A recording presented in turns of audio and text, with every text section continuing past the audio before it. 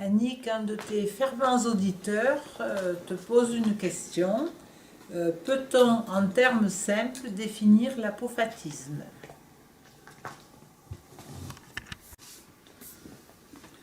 En termes simples. Bien. L'apophatisme s'oppose au cataphatisme qui affirme. Et ce mot est employé surtout dans la recherche divine. Et lorsqu'on dit Dieu est, et lorsqu'on dit Dieu est amour, Dieu est justice, Dieu est ceci, Dieu est cela, c'est malheureusement la plupart du temps très réducteur parce que on réduit Dieu à ce que l'on croit être l'amour, à ce que l'on croit être la justice, alors que la justice divine, l'amour divin, c'est tout à fait autre chose que cela, c'est au-delà, au-delà, au-delà. Donc l'apophatisme, c'est non pas affirmer, mais dire c'est au-delà de tout cela. Dieu n'est pas l'amour que nous pensons être, il n'est pas la justice que nous pensons être, etc. Il est au-delà, au-delà, toujours au-delà. Parce que nous n'avons pas la vérité. La vérité, elle est le fruit de l'arbre de la connaissance que nous n'avons pas atteint. Alors nous ne pouvons aller que d'affirmation en affirmation à un niveau. À ce niveau-ci, je peux dire ce que je sais de l'amour et que Dieu est cela, mais il est bien au-delà de cela. Et puis je vais faire un travail sur moi, je vais passer à un autre niveau de conscience. Je ne pourrai pas dire encore que Dieu est amour, etc., etc. Ça sera toujours, toujours au-delà parce que nous ne pouvons absolument pas définir Dieu. Indéfinissable. Indéfinissable.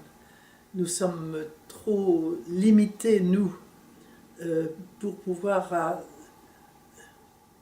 entendre ces choses divines dans des mots. Nous n'avons aucun mot pour le dire. Nous n'avons pas de mots.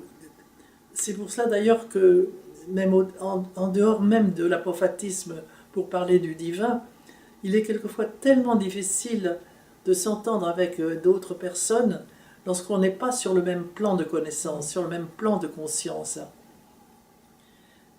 Et le langage est totalement différent à chacun de ces plans-là.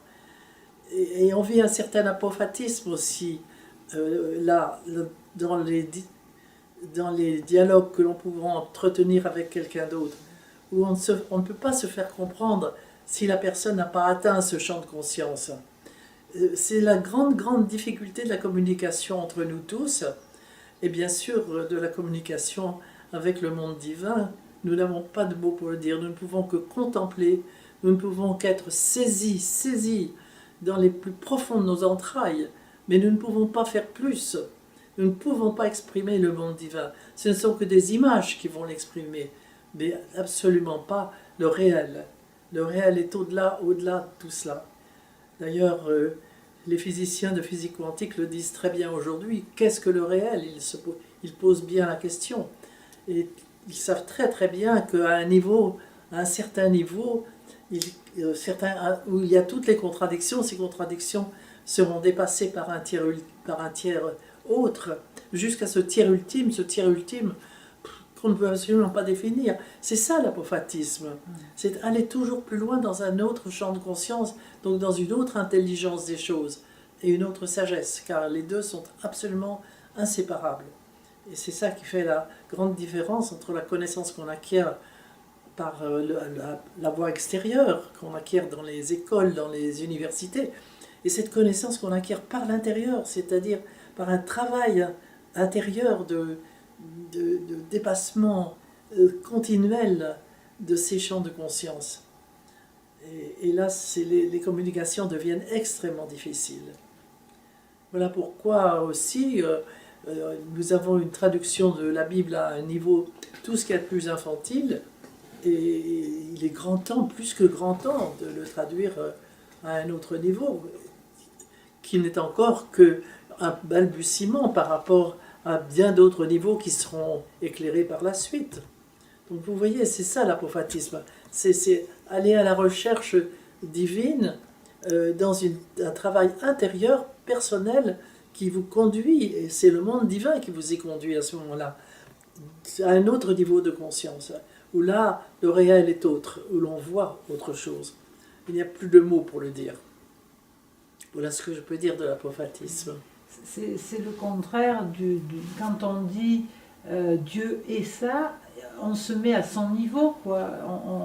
C'est ce que je viens de dire. Voilà. Quand on dit Dieu est amour, on pense à l'amour tel qu'on connaît l'amour, et c'est terriblement réducteur. C'est terriblement réducteur. Mais quand on dit à une personne aussi tu es cela, on se met au-dessus d'elle, quoi. On la juge, Bien sûr. C'est vraiment le contraire là. C'est Dieu est au-delà, au-delà, et on ne peut pas y atteindre, on peut qu'essayer d'aller vers.